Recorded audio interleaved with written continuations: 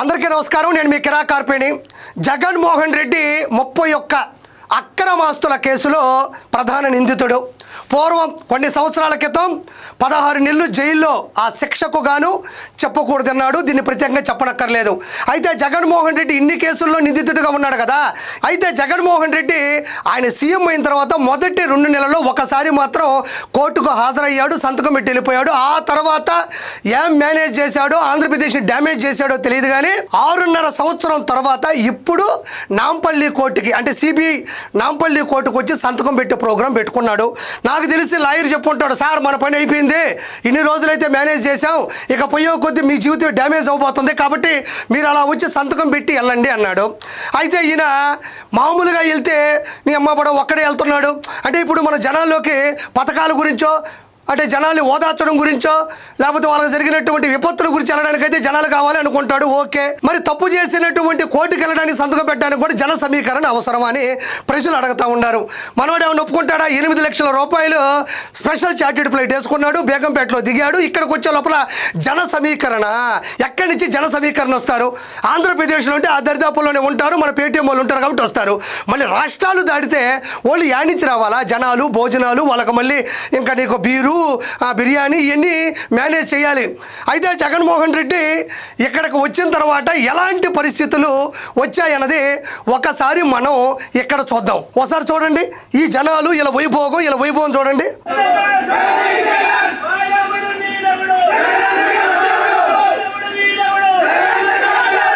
ఇక్కడ వీళ్ళు ఉన్నారు కదా, మీరు పొగాకు రైతుల దగ్గరికి వెళ్ళేటప్పుడు వీళ్ళే ఉంటారు, నిమ్మ రైతుల దగ్గరికి వెళ్ళేటప్పుడు వీళ్ళే ఉంటారు, మామిడికాయ రైతుల దగ్గరికి వెళ్ళేటప్పుడు వీళ్ళే ఉంటారు, గుంటూరు మిర్చి రైతుల దగ్గరికి వెళ్ళేటప్పుడు వీళ్ళే ఉంటారు.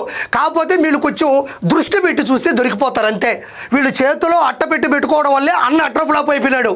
ఇక్కడ వీళ్ళు ఏమంటున్నారంటే వాడెవడన్నా వీడెవడన్నా జగనన్నకి అడ్డెవడన్నా. మరి జగనన్నకి అడ్డెవడన్నా అన్నప్పుడు అసెంబ్లీకి వెళ్ళడానికి ఎవరు అడ్డు వస్తున్నారు? జగన్మోహన్ రెడ్డి అసెంబ్లీకి వెళ్ళడానికి ఎవరు అడ్డు వస్తున్నారు? మీరే అంటున్నారు కదా వాడెవడన్నా వీడెవడన్నా జగనన్నకి అడ్డెవడన్నా. మరి అసెంబ్లీకి వెళ్ళడానికి ప్రజా సమస్యల మీద పోరాటం చేసి గలమెత్తాల్సినటువంటి ప్రశ్నను రేకెత్తించాల్సినటువంటి అసెంబ్లీకి వెళ్ళడానికి ఎవరు అడ్డు వస్తున్నారు? భయం అడ్డు వస్తుంది. జగన్మోహన్ రెడ్డికి భయం అడ్డు వస్తుంది. ఎందుకంటే ప్రతిపక్ష హోదా లేదు కాబట్టి. ఇక్కడ ఇంకొకటి, వాడెవడన్నా వీడెవడన్నా జగనన్నకి అడ్డెవడన్నా కాదురా అనాల్సిందే.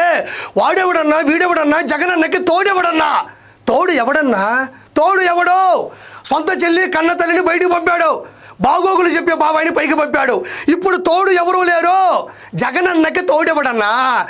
పొరపాటును మీరు తోడుగా ఉంటారో చెప్పండి. 2024లో 11 వచ్చాయి. మళ్ళీ తోడేలాగా పీక్కొని తోడుగా ఉండడం వల్లే కదా 2029లో ఎన్ని వస్తాయి కూడా చెప్పలేనటువంటి పరిస్థితి వచ్చింది. ఇక్కడ జనాల్ని మనం చూసినట్లయితే జగన్మోహన్ రెడ్డి ఏమన్నా భారతదేశానికి ఒలింపిక్స్లో గోల్డ్ మెడల్ కొట్టడానికి వాలీబాల్ కోర్టుకి వెళ్ళలేదు, షటిల్ కోర్టుకి వెళ్ళలేదు, టెన్నిస్ కోర్టుకి వెళ్ళలేదు, బాస్కెట్బాల్ కోర్టుకి వెళ్ళలేదు, సిబిఐ కోర్టుకి వెళ్ళాడు. ఆ మాత్రం దానికి అర్థం పర్థం లేని ఆరాటం ఎందుకు? పైసా ఉపయోగం లేని పోరాటం ఎందుకు? దేనికి ఇవన్నీ? ఇగో ఈ అట్టపెట్టెలు, ఇయే అట్టపెట్టెలు 100 ఉంటాయి, 100 మందికి 100 ఇస్తారు. ఆంధ్రా నుంచి ఇక్కడికి వచ్చినా, ఇక్కడి నుంచి ఎక్కడికి వెళ్ళినా కూడా వెనకేసుకుంటారు. అవి మాసిపోయి ఉంటాయి, సీకిపోయి ఉంటాయి, మొత్తం పాలిపోయి ఉంటాయి. అవి పట్టుకొని తిరగడం తప్ప మనం చేసేది ఏంది? తర్వాత ఇది చూడండి, ఇది ఆంధ్రప్రదేశ్ కాదు, తెలంగాణ రాష్ట్రంలో ఉండేటువంటి నాంపల్లి సిబిఐ కోర్టుకి వెళ్తుంటే మొత్తం జూనియర్ ఆర్టిస్టులు అంటే అసలు పిఆర్ఓ పాపం చచ్చిపోవాలా బతకాలా? జగన్మోహన్ రెడ్డి నువ్వు పెట్టుకున్న పిఆర్ఓ బతకాలా చావాలా? ఇదేమన్నా బాహుబలి సినిమానా? వీళ్ళందరినీ ఎక్కించుకొని వీళ్ళందరికీ అట్టపెట్లు ఇచ్చేది ఊరంతా తెప్పాలంటే వాళ్ళు సావాలా బతకాలా? నాకు అర్థం కాదు. ఇక్కడ చూడండి, ఇప్పుడు ఒక ఆవిడ వెళ్ళిపోయింది ఎటు పడి, మళ్ళీ మర్చిపోయారు తండ్రి. ఇక్కడ చూడండి, ఇగో ఈవిడెవరో చూస్తుంటుంది. ఇక్కడ పోలీసు వారు ఉన్నారు, ఓకే సెక్యూరిటీ ఇవ్వాలి తప్పదు. ఇక్కడ చూడండి, సెక్యూరిటీ ఇచ్చే జగన్మోహన్ రెడ్డి కాదు, జగన్మోహన్ రెడ్డి చేత ఎవరైనా చావబోతుంటే వాళ్ళని ముందుగా పసిగట్టి వీళ్ళు కాపాడుతారు. ఇక్కడ చూడండి, విడుదల రజని, ఈవిడ ఎక్స్ హెల్త్ మినిస్టరు, ఈవిడ చిలకలూరుపేట ఎమ్మెల్యేగా పనిచేసింది. ఈడ మనం గమనించినట్లయితే ఈ కోలాహలం చూస్తే నాకు ఒక వైభోగం గురించి గుర్తు చేయాలనిపిస్తుంది. ఇంతకుముందు క్రికెట్ ఉమెన్స్ వరల్డ్ కప్ జరిగింది, భారతదేశం గెలిచింది, ప్రపంచ కళ్ళల్లో నిలిచింది. ఆ భారతదేశం cricket world cup women's world cup గెలవడంలో ప్రత్యేకమైనటువంటి పాత్ర వహించినటువంటి శ్రీచరణి అని ఒక అమ్మాయి, కడపకు చెందించిన అమ్మాయి, ఆ కప్పుని కొట్టిన తర్వాత రాష్ట్రంలోని ఎయిర్పోర్టుకు వస్తుంటే ప్రజాప్రతినిధులు, ప్రజలు, పత్రికా విలేకరులు, అభిమానులు తండోపతండాలుగా వచ్చారు. ఆ శ్రీచరణి గారు ఆ అమ్మాయిని చూడడానికి, భారతదేశానికి వరల్డ్ కప్ తెచ్చిన భాగంలో కష్టపడి దానికి దోహదపడింది కాబట్టి ఆ అమ్మాయిని చూడడానికి వచ్చారు. అది ఒక కారణం ఉంది. అక్కడ కారణం ఉంటే ఇక్కడ దారుణం ఉంది. అది కారణం, ఇది దారుణం. ఆ అమ్మాయి కూడా కడప నుంచే వెళ్ళింది. ఈరోజు దేశానికి గర్వకారణమైన కప్పుతో పాటు పేరు తీసుకొని వచ్చింది. అదే కడప నుంచి వచ్చినటువంటి జగన్మోహన్ రెడ్డి మాత్రం ఆంధ్రప్రదేశ్కి చెడ్డ పేరు తీసుకొచ్చాడు. నేను కడప పులిని, పులివెందుల పులిని, కడప కలెక్షన్ కింగ్ అని చెప్పా. నువ్వు ఉన్న ఒక్క రాష్ట్రానికి చెడ్డ పేరు తీస్తే ఆ అమ్మాయి అదే కడప నుంచి వెళ్ళి భారతదేశానికి కప్పు పట్టుకొచ్చింది. ఎంత తేడా ఉంది. జగన్మోహన్ రెడ్డిని కలవడానికి ఇక్కడికి ఎందుకమ్మా? ఎలాగో వస్తాడు కదా పంట రైతుల దగ్గరికి, కావాలని యాక్టింగ్ చేస్తూ ఎవరన్నా చనిపోతే వాళ్ళకి కాంస్య విగ్రహాలని పెట్టడానికి ఎలాగో వస్తాడు కదా, అక్కడ ఏడవచ్చు కదా ఏడుపు. మళ్ళీ ఈ ఎయిర్పోర్ట్లో ఎందుకమ్మా? ఈ ఎయిర్పోర్ట్లో సిబిఐ కోర్టుకి వెళ్తుంటే, సిబిఐ కోర్టులో సంతకం పెట్టడానికి వెళ్తుంటే ఒక దోషి, 31 అక్రమ ఆస్తుల కేసుల్లో దోషి, ఈడీ కేసుల్లో దోషి అయినటువంటి జగన్మోహన్ రెడ్డి ఎయిర్పోర్ట్లో దిగుతుంటే సిగ్గుపడాల్సింది పోయి ఇదేంది కర్మ? సరేలే, వీళ్ళకు కూడా అప్పుడు నొక్కేసినటువంటి డబ్బులు కొన్ని వేల కోట్ల రూపాయలు హైదరాబాద్లో ఎక్కడో దగ్గర పెట్టుబడి పెట్టుంటారు కాబట్టి అన్నతో పాటు వచ్చేసి, అన్నతో పాటు కలిసిపోయి, అన్నతో పాటు అవి కూడా పరామర్శించుకుని వెళ్ళడానికి వచ్చారు కాబోలు. కాబట్టి మళ్ళీ చూడండి, ఎయిర్పోర్ట్లో జై జగన్, ఎయిర్పోర్ట్లో బేగంపేట ఎయిర్పోర్ట్లో జై జగన్.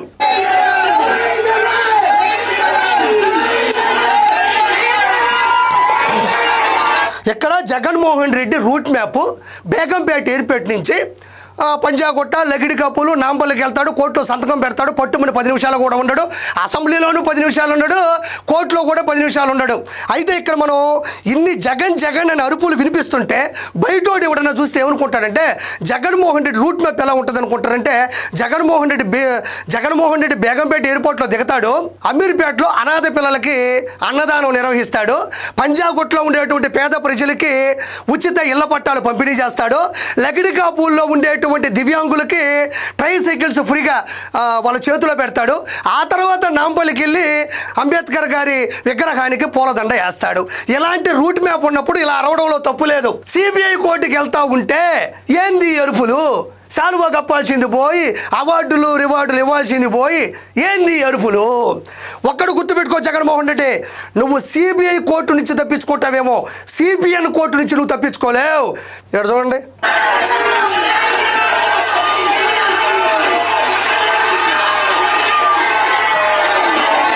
ఏడ కెమెరా పెట్టేటప్పుడు జనాలు ఎంతవరకు ఉన్నారో వాళ్ళు కరెక్ట్గా అక్కడ వరకే పెడతారు.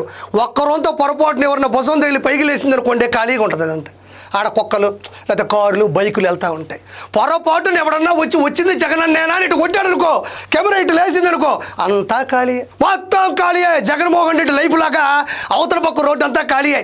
ఈ 10 మందికే కెమెరా కరెక్ట్గా పెట్టుకుంటాడు. ఆర్టిస్టులు కూడా ఆడాడే తిరుగుతుంటారు, ఆడాడి కింద చిన్న గీత గీసుకో ఉంటారు అనమాట. ఆడాడే తిరగాల, మళ్ళీ అటుపోతే ఇటుపోతే దొరకరు, మళ్ళీ వచ్చింది 10 మంది కాబట్టి. ఇక్కడ చూడండి,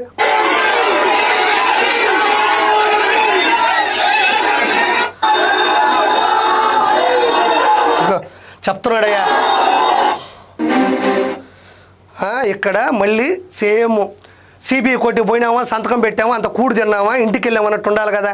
మళ్ళీ ఇక్కడ మన రాష్ట్రం కూడా కాదు, ఇది తెలంగాణ రాష్ట్రంలో మన సిగ్గుబాధ. ఆంధ్రప్రదేశ్ నుంచి ఒక మాజీ ముఖ్యమంత్రి 31 అక్రమాస్తుల కేసుల్లో ఉన్నాడు, సంతకం పెట్టడానికి వచ్చాడు అని సిగ్గుబాధ మనకే. లేచి చెప్తున్నావా, నాకన్నా దాటినోడు ఎవడో లేడు, నాయి 31, నాకన్నా దాటినోడు ఎవడు ఉంటే చెప్పండి అని అందరికీ ఇలా పెడుతున్నావా చెయ్యి? ఇలా పెడతా దేనికి పెట్టాలి మనం? ఇక్కడ చూడండి అయ్యా, ఇది లోటస్ పాండ్ ప్యాలెస్. ఈయన సిబిఐ కోర్టు నుంచి నేరుగా లోటస్ పాండ్ ఫోర్ట్కి వెళ్ళాడు. కోర్టు టు ఫోర్ట్, మంచి కోట, 100 కోట్ల రూపాయలతో ఆల్రెడీ కట్టుకున్నాడు.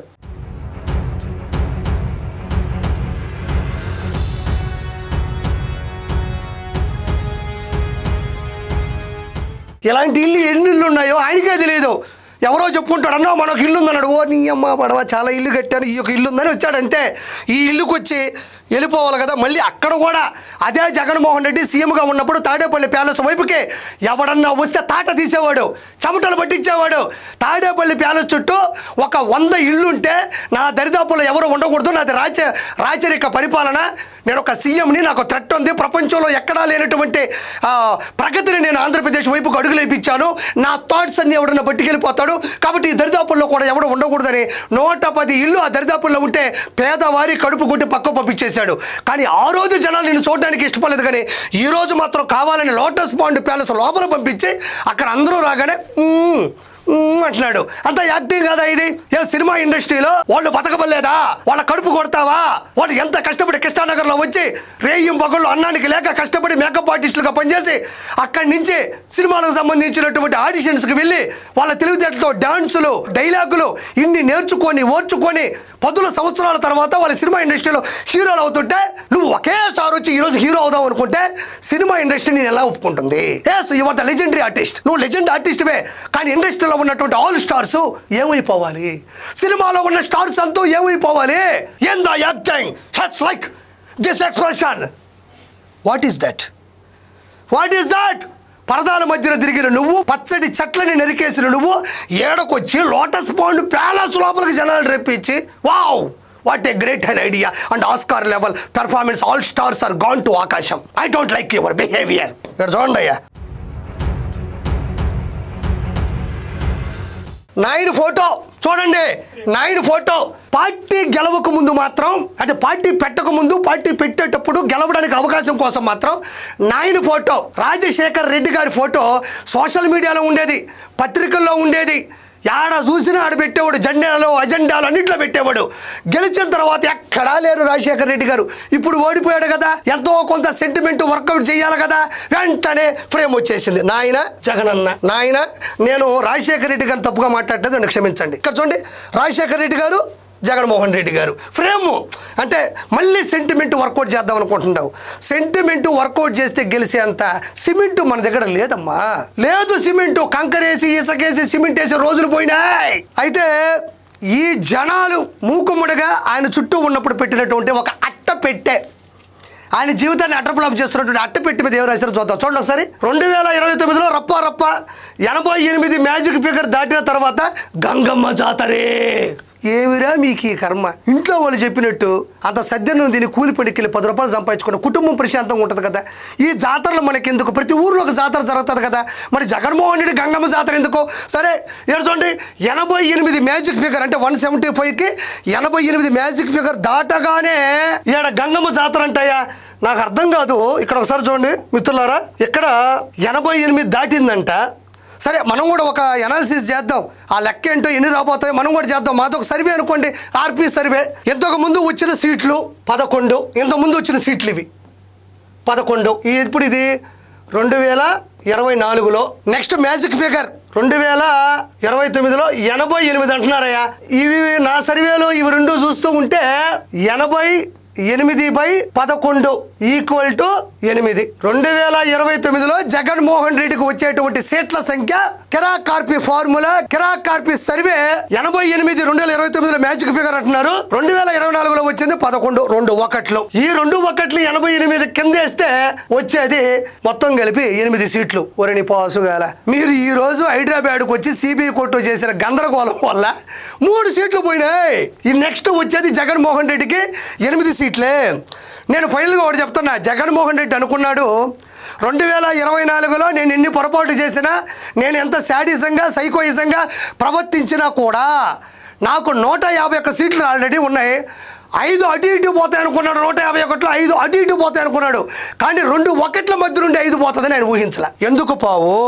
ఇలాంటి చేష్టాలు చేసావు కాబట్టి నీకు 11 వచ్చాయి.